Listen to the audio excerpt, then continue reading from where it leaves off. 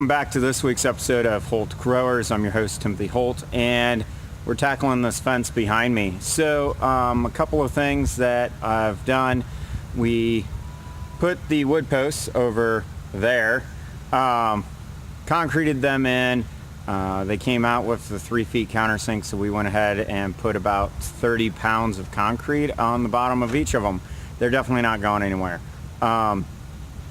Also, I already prepped the fence for getting it stretched so it looks nice and is all nice and uniform. I took off the clips we put on last week and have some new clips ready to go on. Also, I don't have a manufactured fence puller, so I've constructed one out of two 2x4s, some screws, and ratchet straps.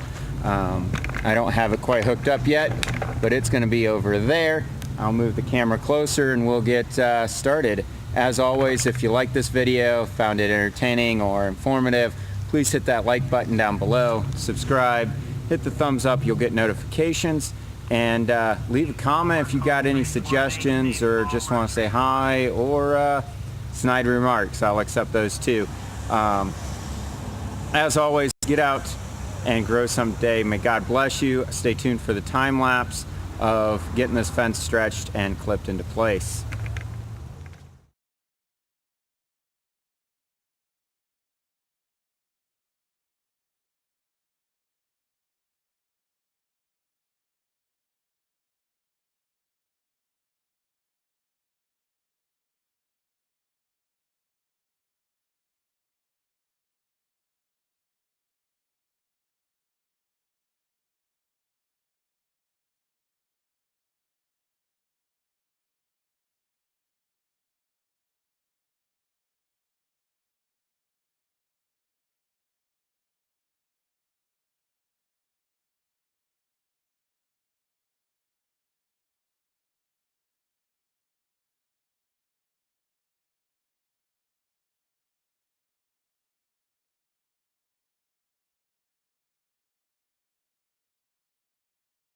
Whew. It's getting warm out, folks. I am calling it a day because I'm out of clips for the fence. I thought I had another package of 25 of them, and I apparently don't. So since I'm out of clips, we won't get the other half stretched today, which is right there. It's not very long. I could probably get away with stretching it by hand. I just don't want to.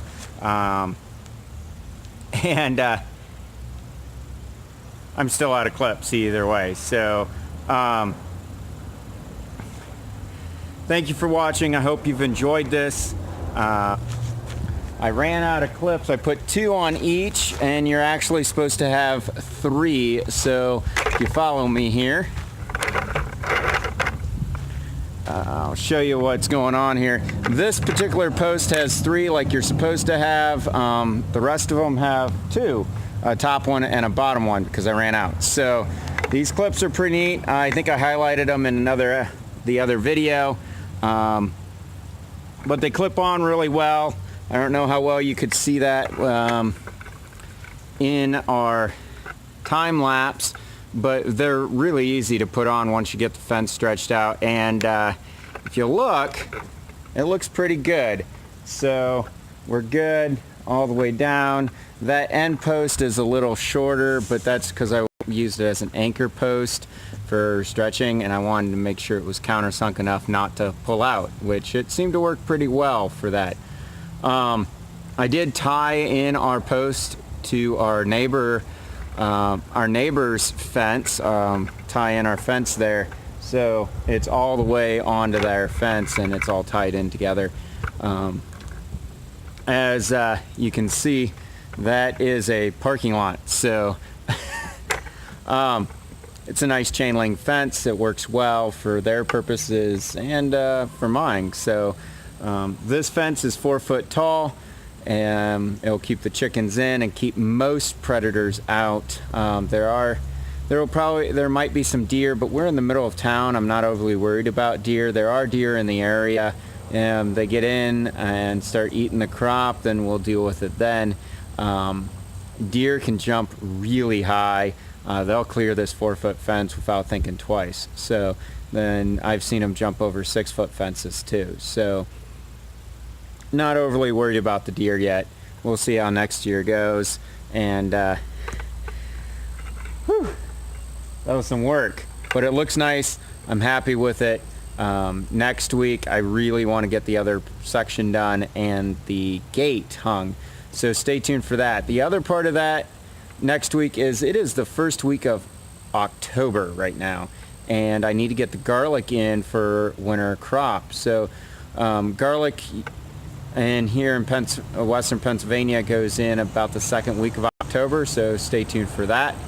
And we will definitely I'll definitely be doing a video on garlic, and what garlic I plant, why I plant it, all of that, just like I did in the spring.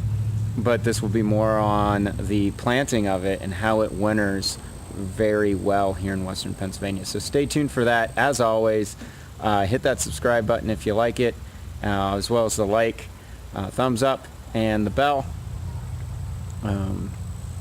And get out, grow something today. God bless you.